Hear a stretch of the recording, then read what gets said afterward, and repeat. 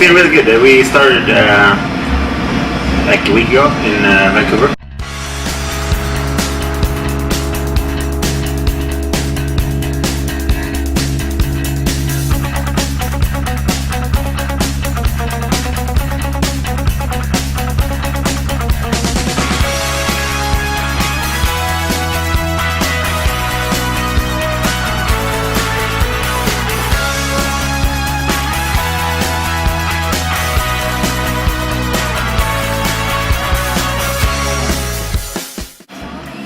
It didn't start off so well though, because we lost all our luggage and the instruments.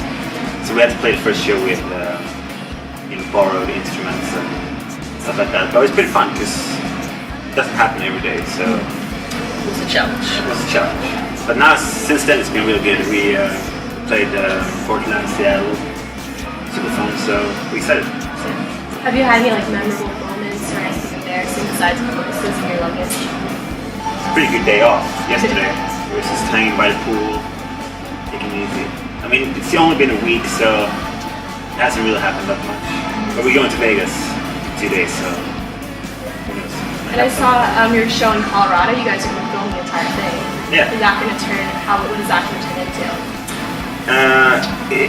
It's going to turn into, I think it's an hour piece for Access TV.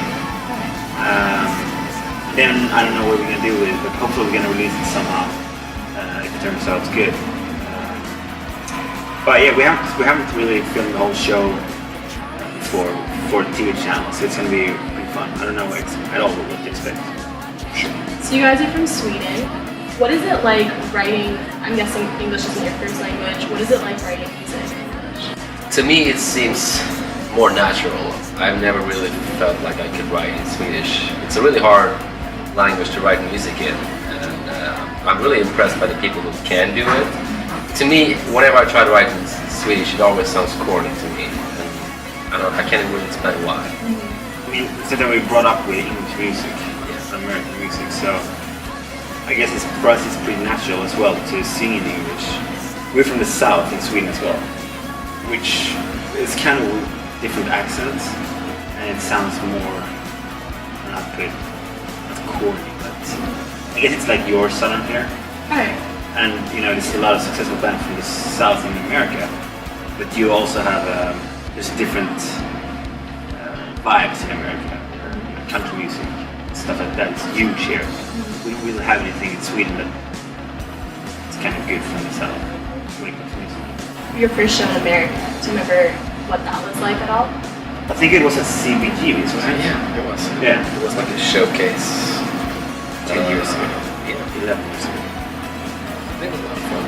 Yeah, it was at that legendary club, CBGB's in New York. They shut it down now, fortunately. And it's kind of cool that we actually played there once before they shut it down. Since, I mean, all the bands from the Ramones, David Bowie and everyone has played. It was pretty cool. How are Swedish and American bands different? Well, you bring us cupcakes. Swedish fans don't do that. Did you get cupcakes today? Yeah. And same to you? We had a lot of things today. We had some photo albums. I think we got some beer. Yeah.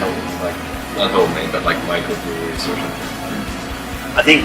I mean, fans, like Swedish fans, like any Sounds fans are great Sounds fans, but I think they're a little bit different when it comes to showing maybe appreciation for the band. That's not necessarily something you have to, obviously, but it's always fun for us. And maybe people follow you around a little bit more here, like they see maybe 5 shows on a tour. Yeah, they drive for hours and hours just to see a show. And that's very flattering. But otherwise I don't think there's not that much difference. But it's fun because we have a relationship with our fans. We have like seen them for 10 years and they've seen us for 10 years, and we're more like friends in a way. How do you then connect with your fans when you're at home or across the world touring? I think we're a little bit lost generation when it comes to internet. I mean, we know how it works, but I think we're in that age where I don't really know what to write. You know what I mean? Like they're so good at saying, "Oh, hey, I'm just bought a Starbucks coffee," and for me that doesn't make sense. I guess we're more brought up with, you know, talking to people in a way. And, I don't know, I sound really old now, but I'm only 32. And I recently learned that your fourth album, Something to Die For, you guys produced it on your own. What was that process like, and what pushed you to do that? It was a fun process, but it's also very exhausting. We did it in our own studio as well, and it's really easy to get lazy. And like, oh, let's do this take again, and it takes forever. So I think the scheduling together with actually recording everything by ourselves was very exhausting. But it was also very rewarding because we were all very proud of it, and we did it by ourselves. But it was something we really felt like, I think we all had a strong vision of what we wanted that album to sound like.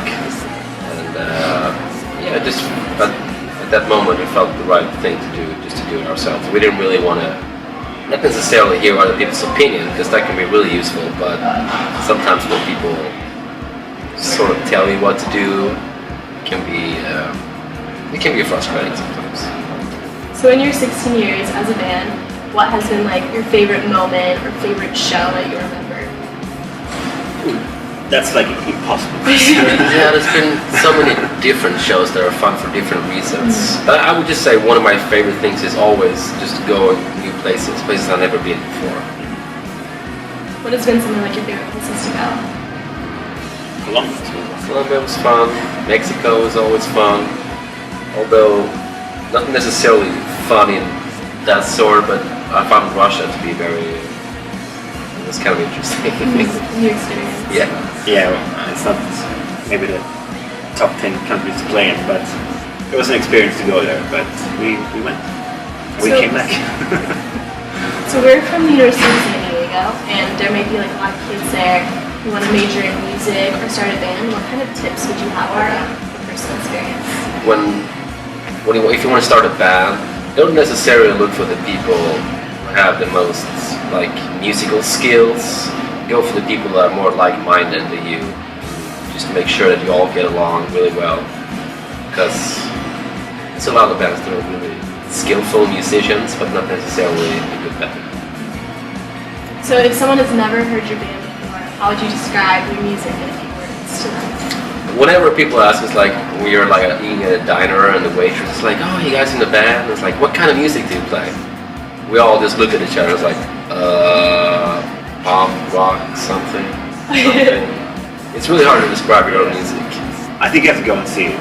I mean, obviously there's a lot of influences in there. Everything from electronic music to punk to rock and pop. So I would say go watch us and then move on.